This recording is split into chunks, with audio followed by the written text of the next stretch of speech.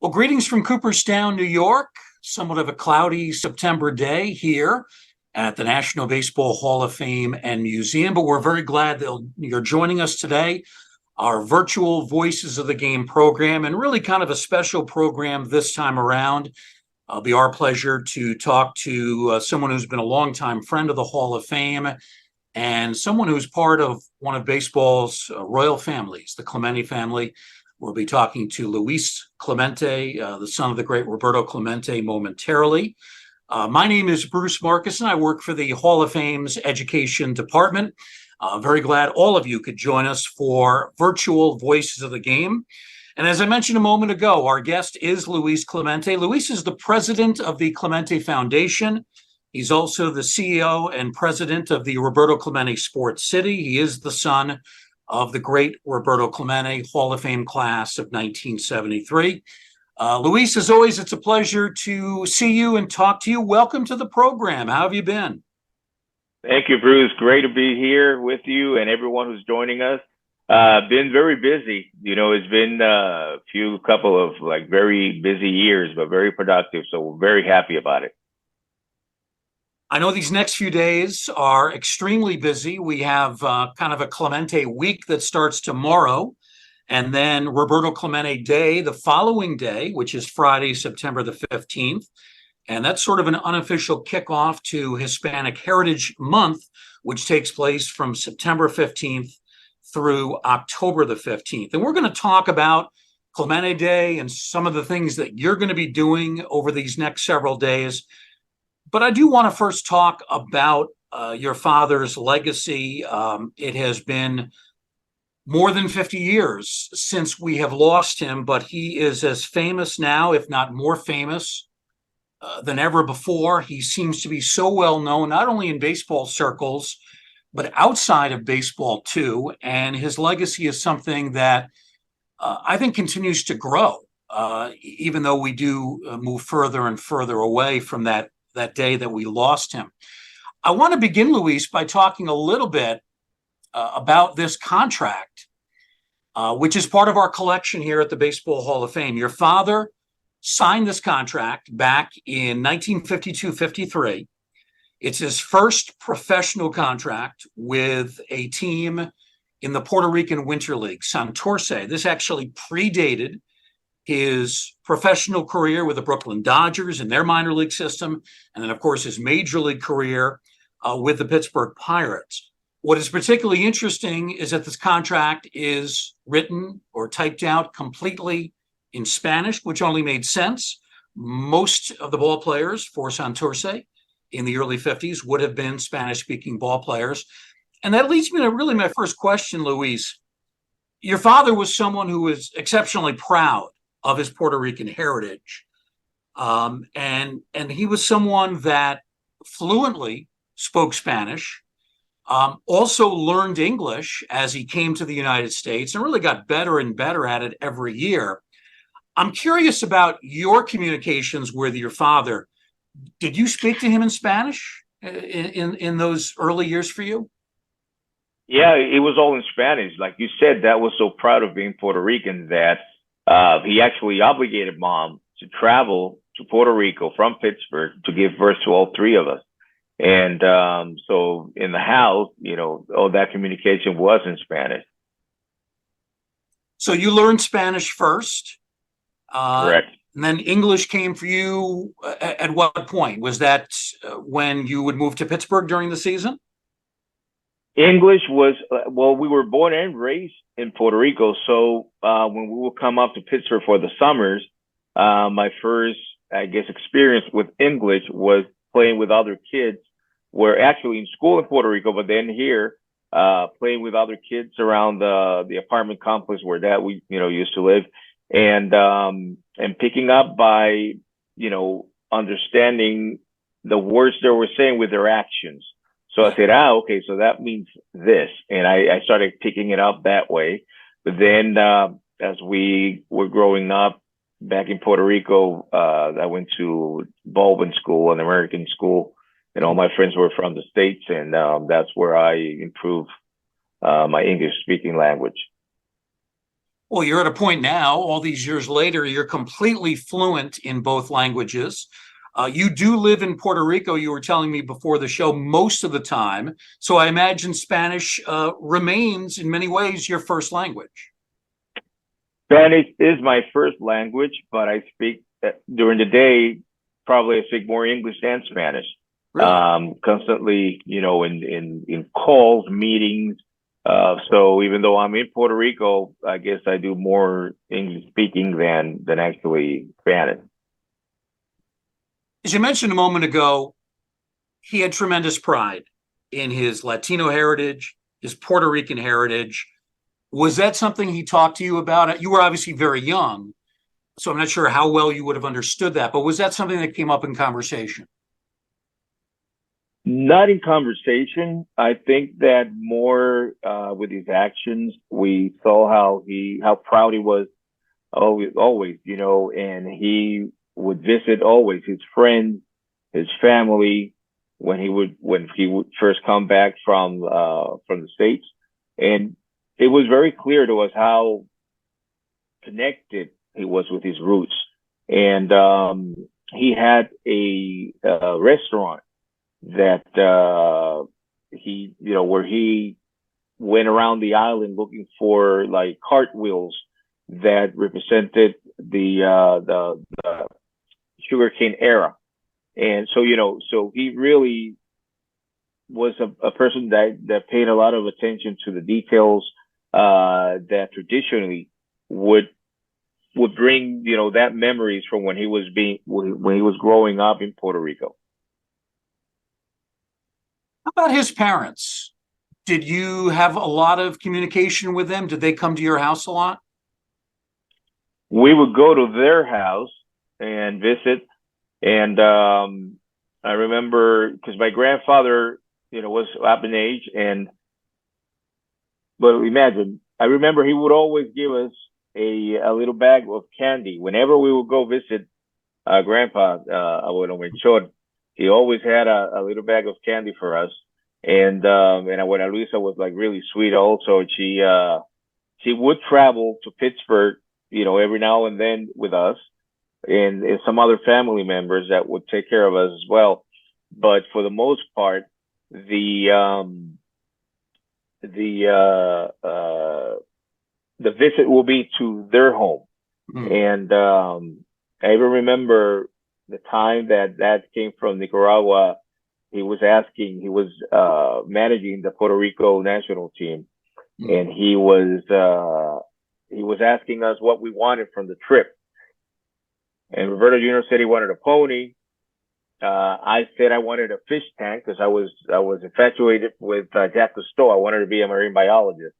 And then Ricky didn't speak at the time, so he told Ricky that he was going to bring him a monkey. Well, of the three petitions, he actually brought the monkey, a live monkey, as a pet. And I was a little scared of the monkey. And he ended up, after a while, he ended up staying then with my grandparents, and we would go there and visit him. And so he did a Jumanji, and there was like some fake fruit on top of the table, and he was really wanting to get to it. And finally, he escaped where he was like kind of like a little cage he was in, and forget it, Yeah. But yeah, that we visited our grandparents a lot, and that was as big as a family man that was. Luis, did you notice his interaction with his parents? When I was growing up, I had my parents in the house, and my grandmother lived in New York City, but would sometimes visit us on the weekends. And a lot of times, my mother and father would be tough on me, and my grandmother would say, "Take it easy on this boy. Give me a break." I'm curious if it was that kind of a dynamic in your house. What can I tell you? The amount of love that we were used to, that it was transmitted from all angles. I cannot tell you that I have a memory of that was whenever he was around his parents. He was that kid. Mm. He was that the young one. He was the youngest of his siblings, and And that's what we saw, how the respect he had for his parents, above all, the Yeah. respect. And so, we learned that, that whole family ambience was nothing but pure love. Well, it sounds like a great household that you were able to grow up in and a great family atmosphere. This contract is one of a number of items we have here in the collection relating to your father. Here we have a collage that was put together by one of our curatorial staff, Mary Quinn. You can see that contract. There's a memorial album that was put out to Roberto shortly after his passing. There's an early photograph of him with the Pirates. We have many photographs, a number of his Topps cards, including his final card from 1973. And then this uniform is not a uniform that Roberto actually wore, but it was part of the retirement ceremony when the Pirates retired his number 21, opening day of 1973. So obviously we do have a strong collection of artifacts. I'm curious, do you have a number of artifacts, pieces of memorabilia from his career that are still with you? We do have a number of items that we still have with us. There was an auction that took place in, I believe, 2017 when the All-Star game took place in Miami. But we do have we do still have some items that are very important to us. Absolutely. Is there a particular artifact or a piece of memorabilia that is especially meaningful to you? Bruce, I'm always very honest, and I think, to me, I view things probably in a different perspective, and in carrying on his legacy, the impact that people have while we connect with them, and when we do the clinics, when we do the different, how should I say, the direct impact in people, I think is what I most appreciate of his legacy. It's not exactly a specific something, but rather, the connection, what it means, what he still reveres in people's life. When we get approached and we are told anecdotes of how people do the things they do because of dad, or mom, in that matter as well. And it's what gives us, the energy to continue to do what we're doing. I was asking Victor Rivera, I believe you've met him before. He's been to the hall, and he's brought some of our good dear friends from Puerto Rico, that he was even arguing that some of the things, that the pants that's impossible. That's not his uniform. There's no way. Mom was there with him. Says, Victor, he always tells me the story. He says, she touched my hand and says, that was Roberto's, because he saw that as a giant. He was a retired command sergeant, mayor of the Army, but he basically, everything he did evolved around dad until he met us, and then he met mom, and then he met me, and we became very close friends, brothers, actually. He's the vice president of the foundation, and he used to tell me, Luis, so that's to give you an example to, why I'm telling you, I'm giving you this answer. He used to say there was absolutely nothing that mattered to me the most, but to collect different items and everything. But he says, after I met the family, I kind of understood what is the biggest, impact and how I could become part of that, of the leaving legacy. And he says, to me, it didn't really matter. I said, I gave away my things to people that I knew would enjoy them.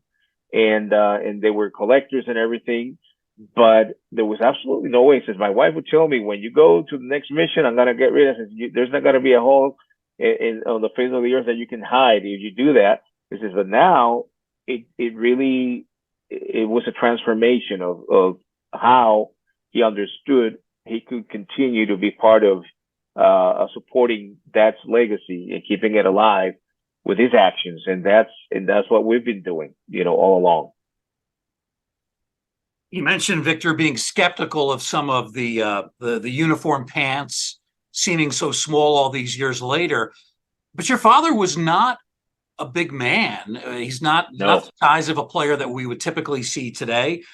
He was Mm-hmm. about 5'11", maybe 6 foot, Correct. 175 5'11". pounds, 5'11", Mm-hmm. 180 maybe.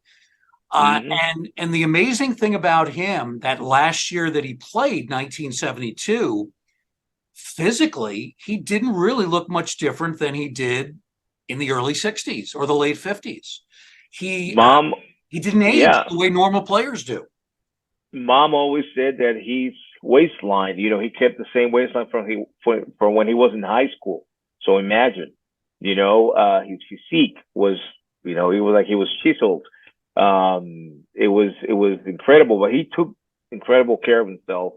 He even during spring training, he would always have a blender with him, and he would do his drinks like Rocky. It was like X amount of eggs with juice mixed together and blended together, and he really took good care of himself, and because he always respected the fans in such a way that he always wanted to give more than 100%. Because he always said, I don't know who's out there. I don't know who's watching the game and what they had to go through to come and watch me play. And if this is the last opportunity they'll have to see me. So even though if we're losing, it don't matter to me. I have so much respect for those fans that I have to give them everything I can because this might be the only time they have to actually see me play. So that's how he felt about everyone and how he took everyone in consideration. Despite being a relatively small build, he did have tremendous power at times, hit 240 home runs, and that was playing more than half a career in Forbes Field, which was a cavernous ballpark. Were you aware, did he do any kind of weight training at all? Not many ball players did at that time. I imagine he did not. No, he trained. He always had a bat next to wherever he was sitting, and he would grab the bat and he would be moving it, like working his wrist. He would actually have kind of like springs that he would use, where that would contract and whatnot, and he will be squeezing, maybe a rubber ball or something, but weights, not really, maybe not more than a dumbbell, if anything, but really, really working with weights, no. Yeah. Well, he kept himself in condition in so many other ways. And, he was sometimes criticized for complaining about aches and pains that he felt. He always felt when people asked him how he felt that they wanted an honest answer. But despite those aches and pains, he ended up playing more games in Pirate history than anybody, and often took the field feeling less than 100%, but still played at a high level. I also want to talk not about an artifact, but about a plaque that we have here for him at the Hall of Fame. This is the current plaque, which was put up in the year 2000. It's not the original plaque. The original plaque had a mistake that was not noticed initially by the Hall of Fame. Initially, we listed his name as Roberto Walker Clemente when his plaque was created for his posthumous induction in 1973. There was kind of a general belief that Walker was his middle name. The Hall of Fame shared in that misbelief.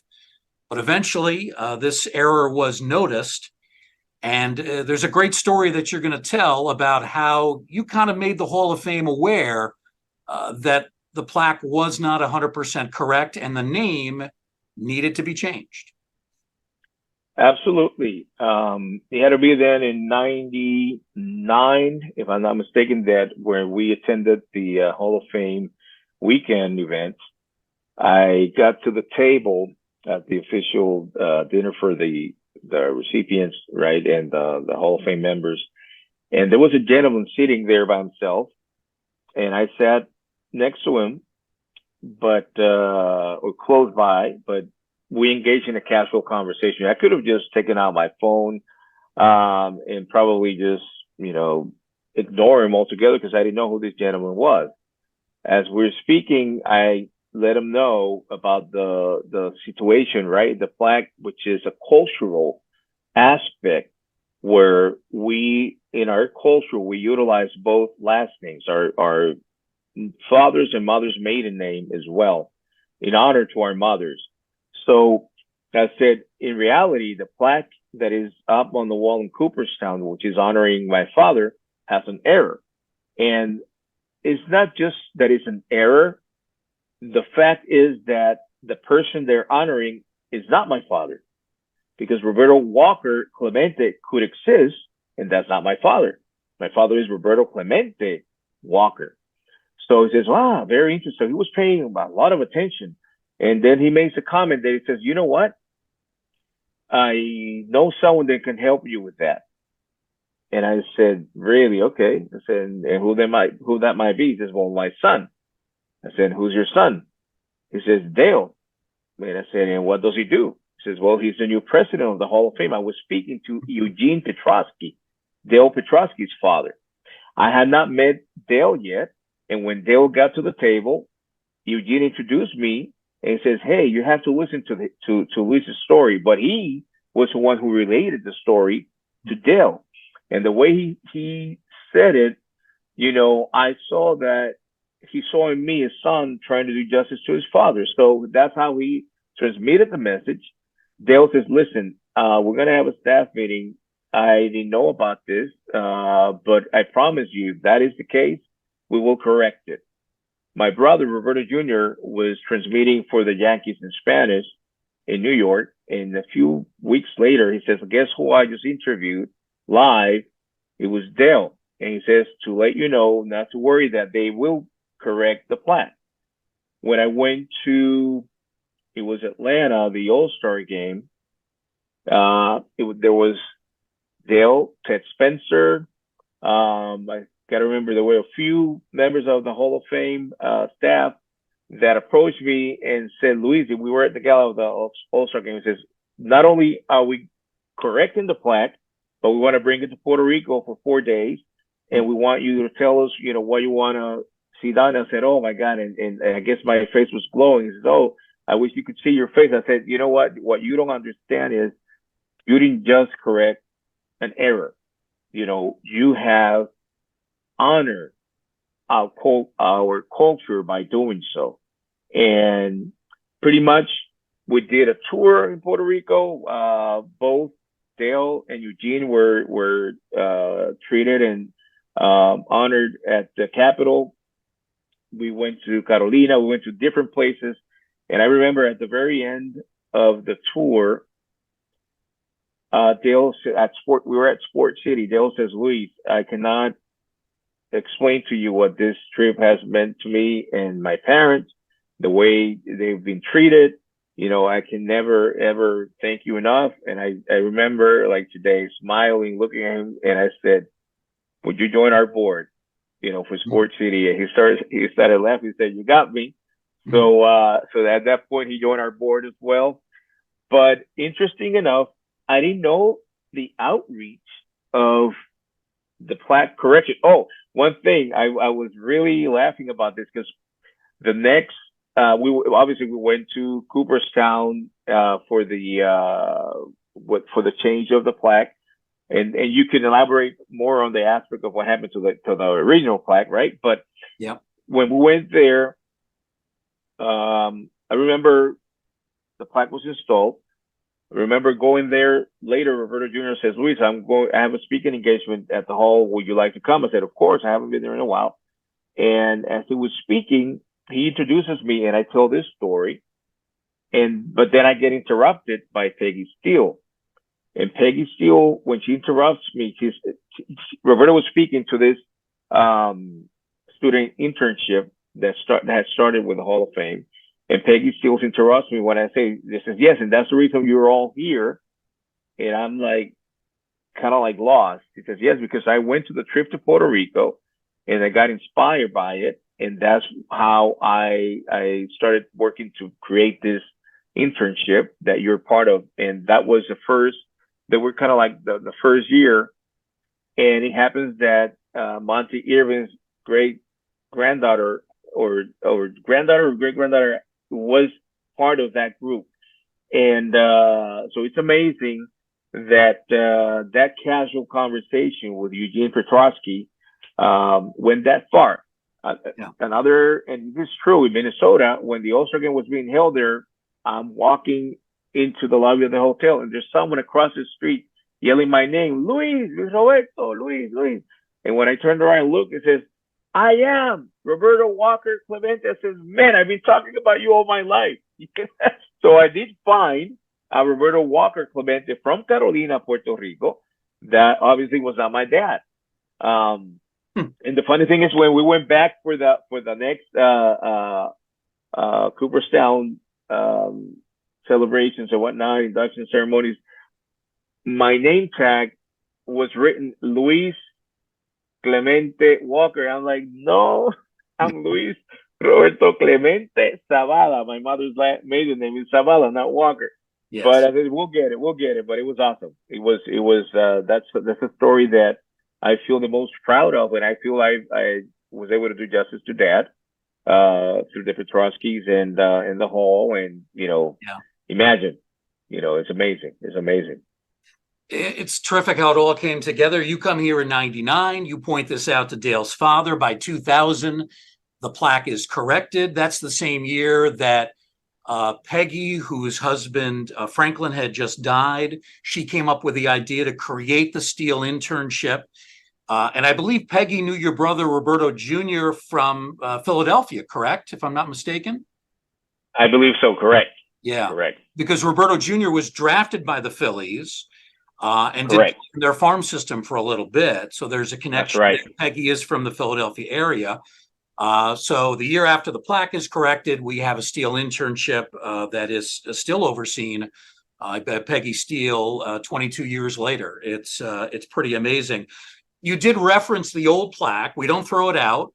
We've occasionally changed plaques over time.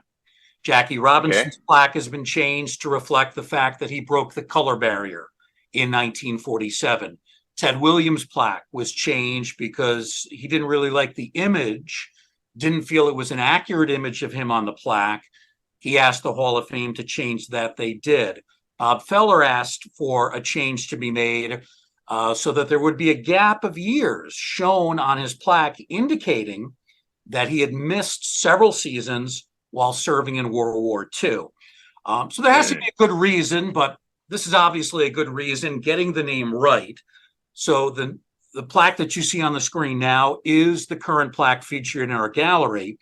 The old plaque that has the mismatched name, Roberto Walker Clemente, is in our library, right down from where I'm speaking now. It's on the first floor in what is called our Sandlot Kids Clubhouse. We show the old plaque, and then we have basically this whole story of how in Latin American culture, the mother's last name becomes part of the child's name. It becomes the second last name. In everyday usage, it tends to be dropped, but in formal usage, and I imagine when your father signed official documents, maybe signed contracts, he might have signed it this way, Roberto Clemente Walker, but that is technically and officially what his name was. So we do have both plaques, and we try our best to tell the story and make up for some of that lost time from 1973 to 2000. And actually, the full name would be Roberto Enrique. He was Enrique as well. That's the way he's inscribed in the like in the official documents, when he was born, Roberto Enrique. That's Ricky's name. Really? You didn't know that one? Yeah. I did not know that Enrique was his middle name. Yes, Roberto Enrique. Interesting. So that's the story of the plaque. It is corrected and it is on display in our gallery as we speak. Luis, when I think about your father, I always come back to 1971. It was his signature season. He's 36, then 37 years of age. He turns 37 in August. Despite the fact that he's old in baseball terms, he has a tremendous season, hits .341, slugs .502, finishes fifth in the MVP voting. And then he has that tremendous World Series where he practically carries the Pirates to victory against the Baltimore Orioles. I know you were very young at the time. You were only 5. Do you have any memories of that season or that World Series? Anything at all? Direct memories, maybe not, but through talking with I mean, I remember watching the games and everything, but speaking to mom, she would tell me the things that the fans didn't know happened. Like even before the first game, that was the evening before the first game. He ate some bad oysters or something, and he was like food poison, Mm. and he was like throwing up all night and very weak.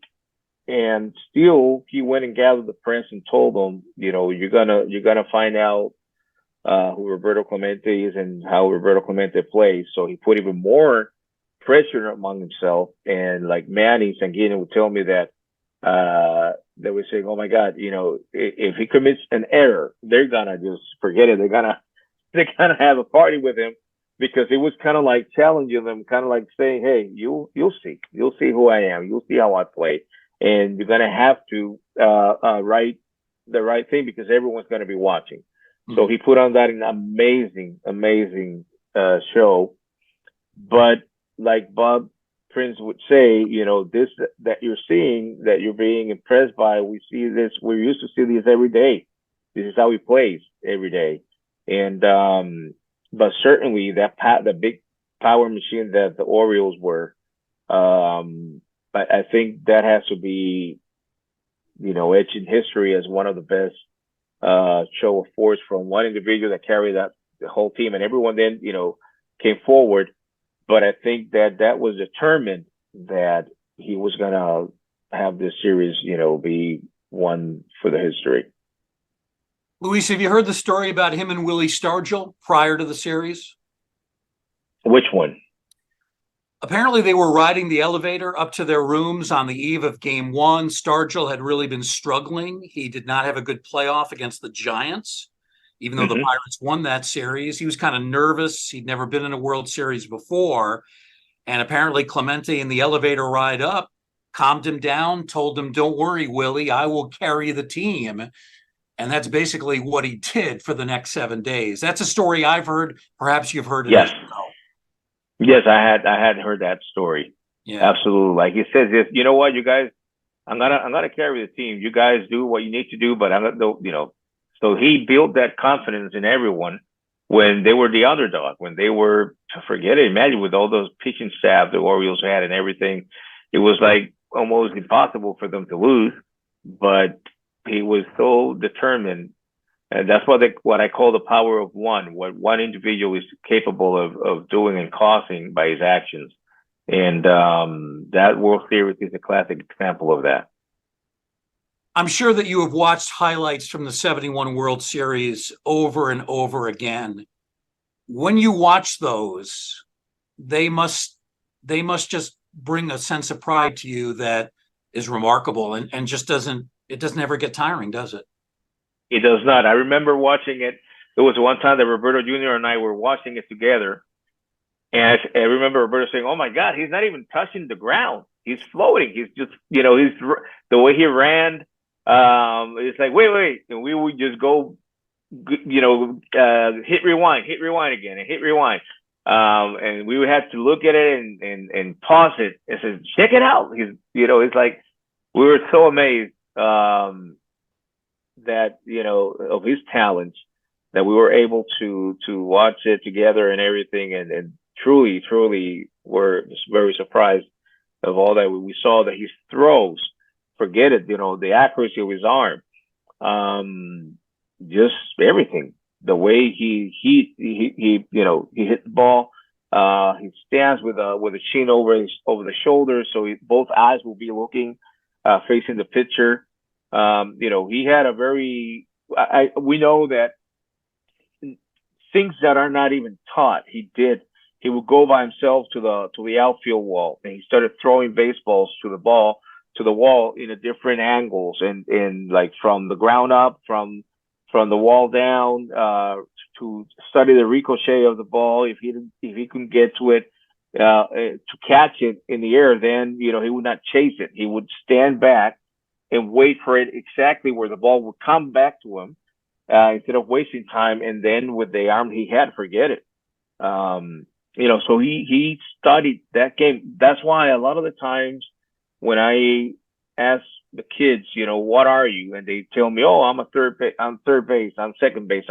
Says to me, those are positions in the field. You're a baseball player. You're supposed to study the game of baseball and learn all the different positions and situations. So if you're called to play in an outfield or infield, you'll have that perspective. And that's what Dad did. Dad, he totally studied the different ballparks, because they were obviously different. They were not all of them were the same.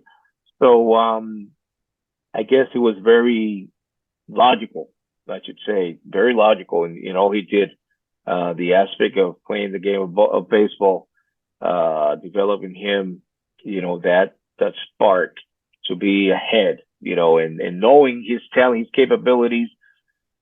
Instead of just throwing to second base after a ball is hit to the outfield, he would throw behind the runner on first, and he cut a lot of players out.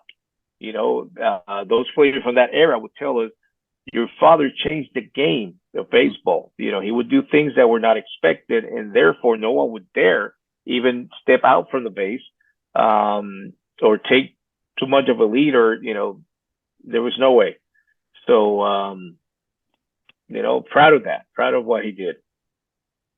I think my favorite play from that World Series is a game that they lost, Game 6, I believe. And he doesn't throw anybody out, but it was just a remarkable throw. Ball was hit into the corner, I believe, by Don Buford. Clemente digs it out of the corner, and from the warning track, throws the ball on one short hop to the catcher, Manny Sanguian. Mark Belanger was rounding third, might have tried to score about just about any other right fielder. But when he saw that ball coming in, he decided, I'd better hold up. Again, he wasn't thrown out on the play, but he was prevented from scoring. And it's a throw that I still to this day I see, and I'm like, it almost doesn't seem possible. I saw that someone had posted it recently, and everyone was making comments on it like, oh my God. And then that triggered many to start, bringing in other players to compare and see if it's impossible. You would see the fans talking about it, and it's one of the greatest throws. I think that, and then the throws to third base, the way he hustled, there was a check swing he made, and there was a ball that was hitting towards the pitcher. Yep. But because he was running so fast, the pitcher was trying to get the ball, and he was safe on first, and because of that, other situations happened. So it's just that, once again, is that spark he had to play the game,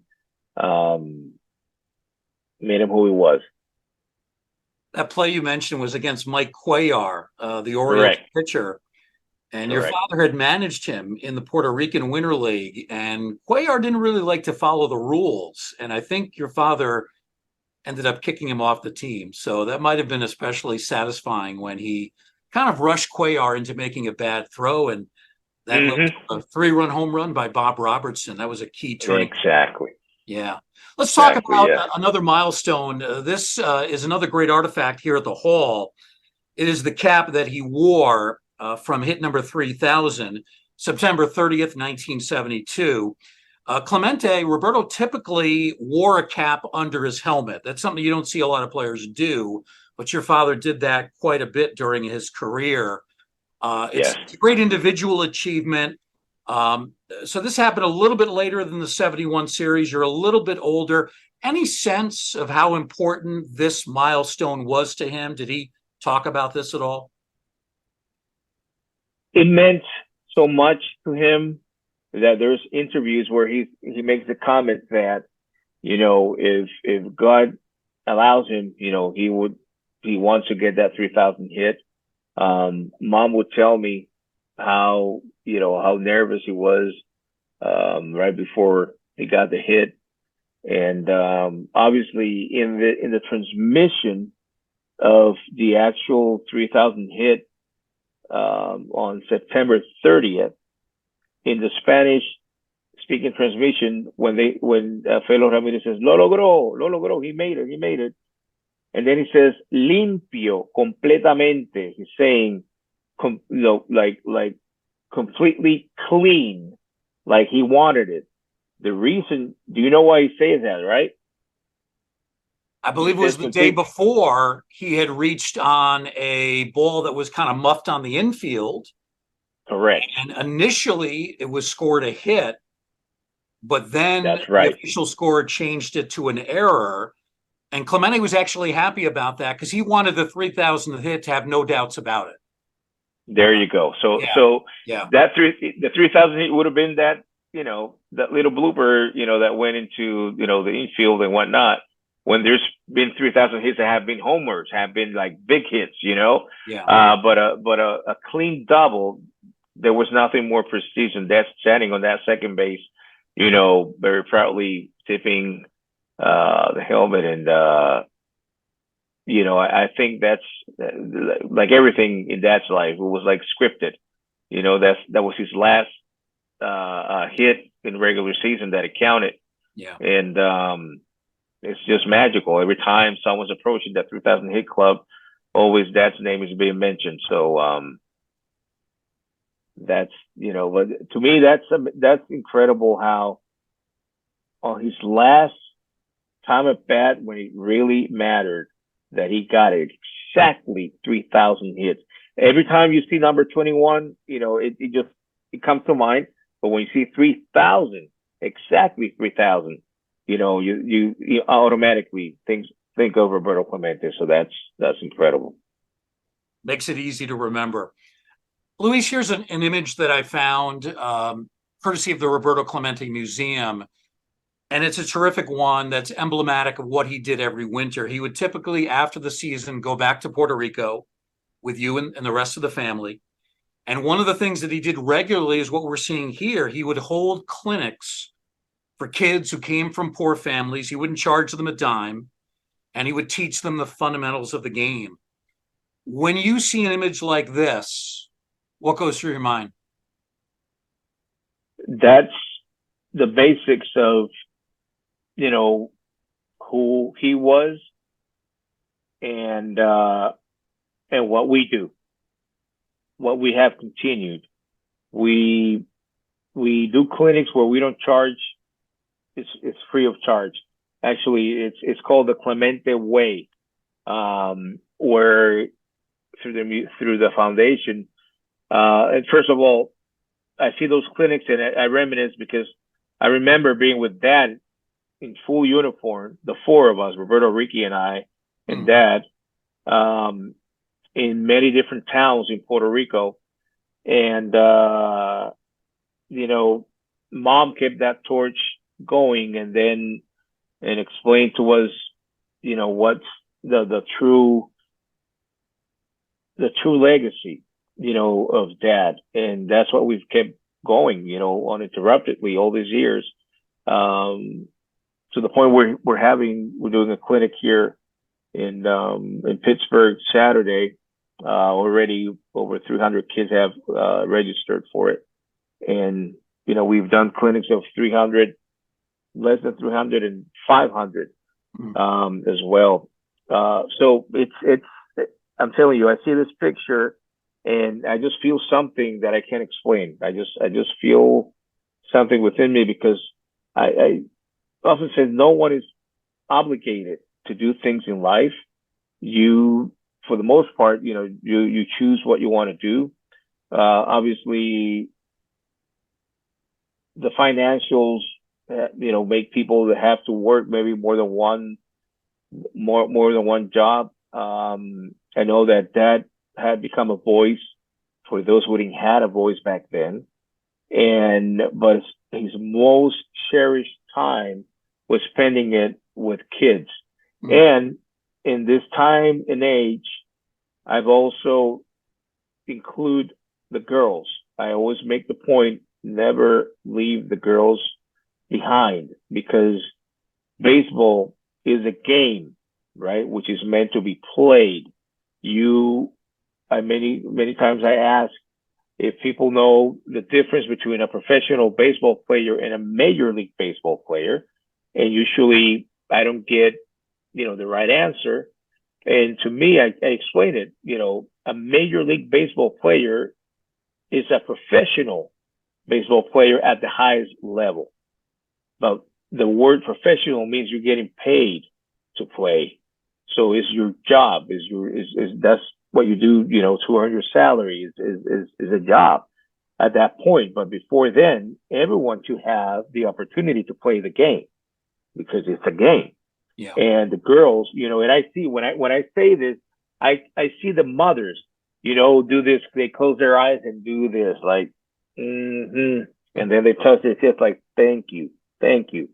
And I'm saying, and I can see how maybe they are those little girls that didn't have that opportunity in the past.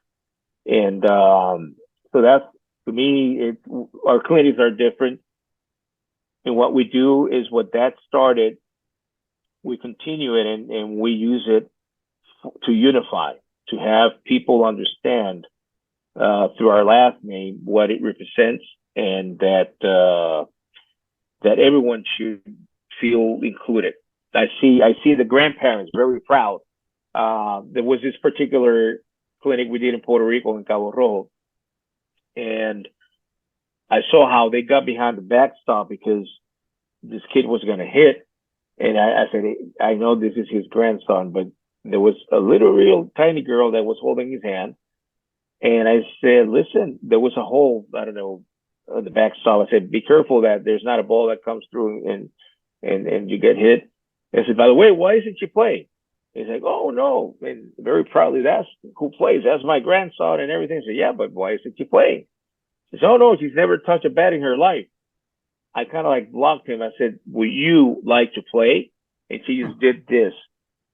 And I said, all right. I went around. I said, I got her. She said she wants to play. So I brought her. I didn't know they were taking pictures. Bruce, I gotta tell you, and I get into chills right now. When I saw those pictures, I was able to understand and see for the first time the direct impact. When I saw her face, her smile, it was amazing. And I stayed with her, around the bases with her. We were pretty much done, but I was still tossing baseballs to her. And then we went in, and when I spoke, I asked for the, the participants that were there to give her a big hand of applause, because it was her first day playing baseball and everything. And, that's what we do. That's why we continue, to never ever end what our father started. Yeah. You mentioned traveling to these clinics in different locations. Luis, are you still able to do some activities at the Clemente Sports City in Puerto Rico?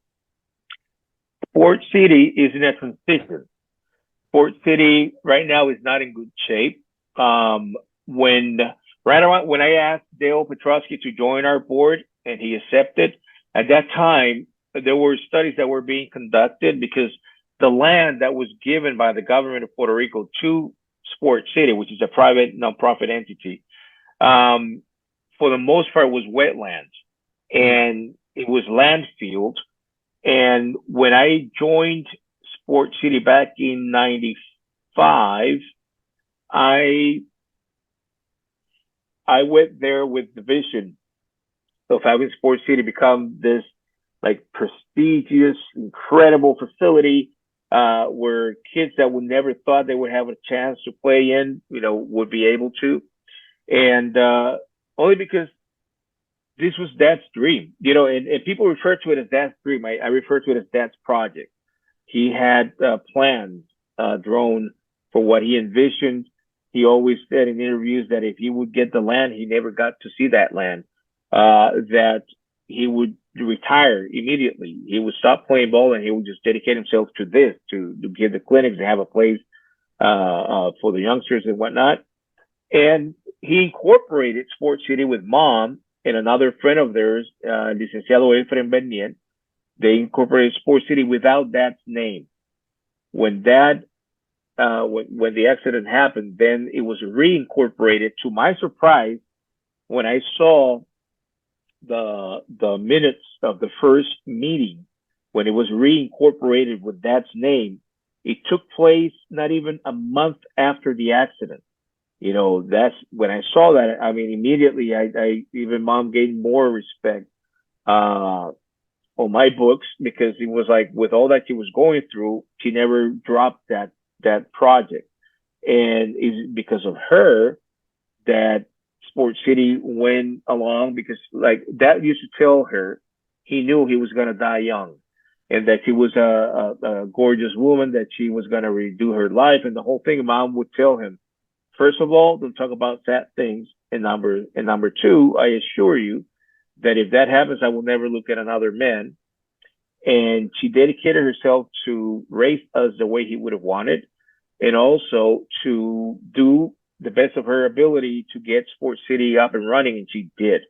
She did, Mom, that's why whenever, I always honor her, because she was an amazing woman. They say that, behind every successful man, there's a woman. Mom was, she had a light of her own also, that shines so bright, that this is why I think that's the key behind it, the success of why, like you were mentioning, year after year, instead of diminishing the interest on that, it continues to grow. It continues with all the students that read about him in school, all the honors that we keep receiving calls of different entities wanting to honor Dad.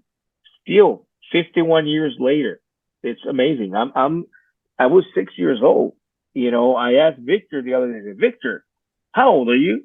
And he says, I'm 64. I said, oh my God, you know what? Don't tell me, I still have another 7 years of going to the storages and counting T-shirts and doing all this that we do.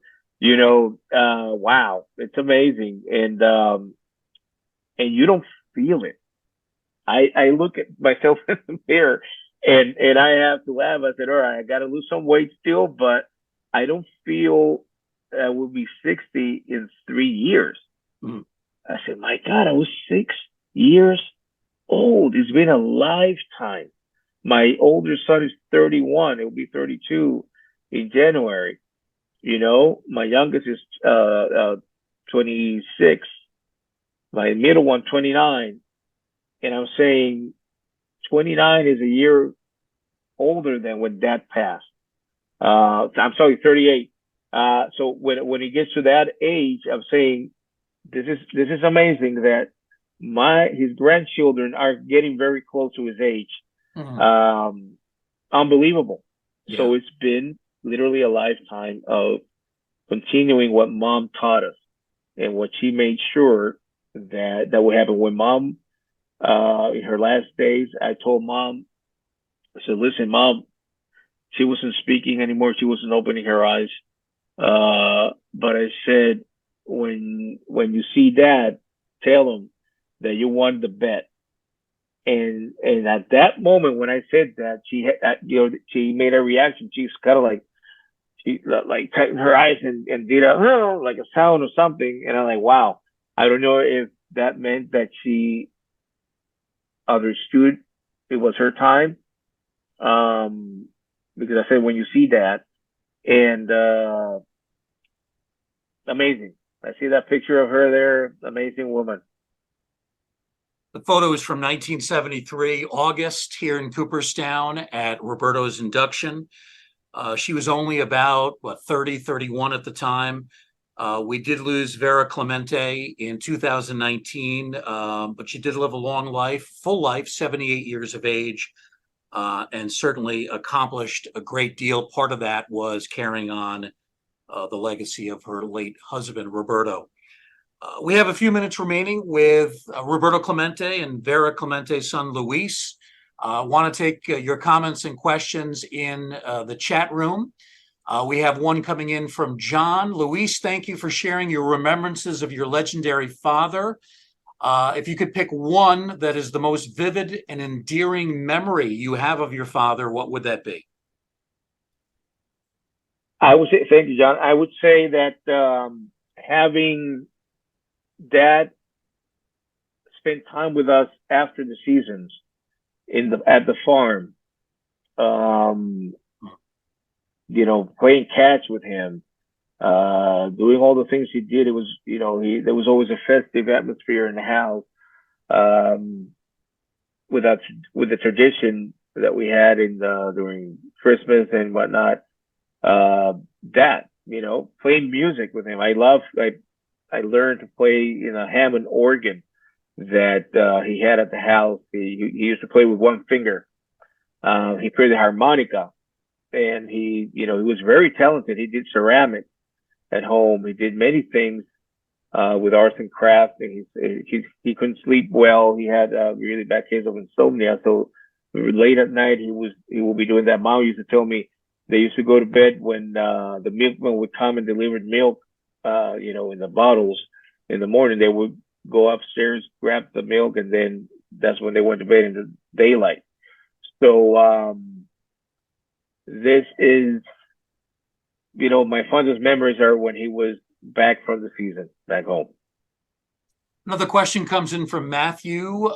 Luis, are you involved at all with the Roberto Clemente Museum in Pittsburgh? And if so, what does the museum mean to you? Well, I've been a board member of the museum.